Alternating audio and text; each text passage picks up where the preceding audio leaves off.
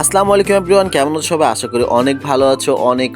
অনেক দিন পরে কিন্তু আরও একটা নতুন ভিডিও নিয়ে তোমাদের সামনে আসলাম।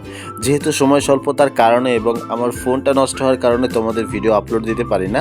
আর এই যে দোকানটা দেখে বুঝে গিয়েছো আমি আসলে এই ভিডিওটা কী টপিক নিয়ে। হ্যাঁ বন্ধুরা, এইটা একটা ছোট ফাস্টফুডের দোকান ছিল, যেটাকে আমি আবারও নতুন করে সুন্দর করে ডেকোরেশন করে সাজিয়ে কিন্তু নতুন কিছু তোমাদের উপহার দিব। ইনশাল্লাহ তোমরা আমার পাশেই থাকবে এবং নতুন কিছু পাওয়ার জন্য অপেক্ষা করবে। সো অলমোস্ট কিন্তু এইটার ডেকোরেশনের কাজ আমরা চালু করে দিয়েছি, বাট অনেক দিন থেকে চিন্তা করতেছিলাম যে আমরা এটা ডেকোরেশনের কাজ করব, বাট আজকের ভিতরে ইনশাল্লাহ আমরা শেষ করে ফেলবো, যেহেতু এইটা 2 দিন আগের ভিডিও ছিল। তো আমি যদি মূলত তোমাদের যদি লোকেশনের কথা বলি, পাবলিক কলেজের পিছনে সবুরের মোড় এবং ভাইরাল মিঠু মামার ফুচকার দোকানের একদম পাশেই তোমরা যদি চলে আসো, একদম বড় লাইটিং ব্যানার করা থাকবে ইনশাল্লাহ তোমাদের জন্য, বুঝতে যেন সুবিধা হয়। তো মামারা কিন্তু এখানটা দেখতে পারতেছো ডেকোরেশনের কাজ কিন্তু ওরা শুরু করে দিয়েছে।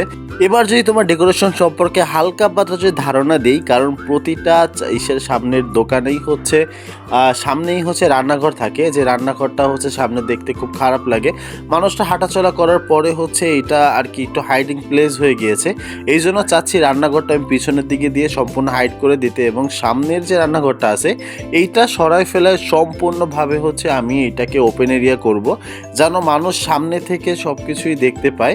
এইখান থেকে কিন্তু আমার ফাস্টফুডের কিন্তু সুকেসটাও আছে, আর এইখানটা রান্নাঘরের ধোঁয়াটা বের করার জন্য কিন্তু আমার একটা 8 ইঞ্চি এক্সস্ট ফ্যান দরকার ছিল।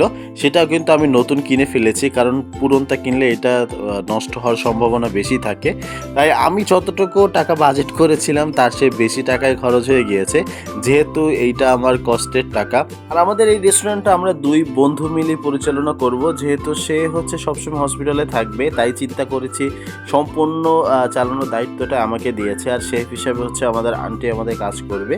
সো আমি যদি ফাইনাল লুকটা তোমাদের দেখাই, এইটা হচ্ছে সম্পূর্ণভাবে ফাইনাল লুক। আমাদের কিন্তু সব কিছু কমপ্লিট, শুধুমাত্র ফয়েল পেপারটা লাগানো এবং লাইটিংটা করলেই কিন্তু সম্পূর্ণ কমপ্লিট হয়ে যাবে। ইনশাল্লাহ আস্তে আস্তে করব।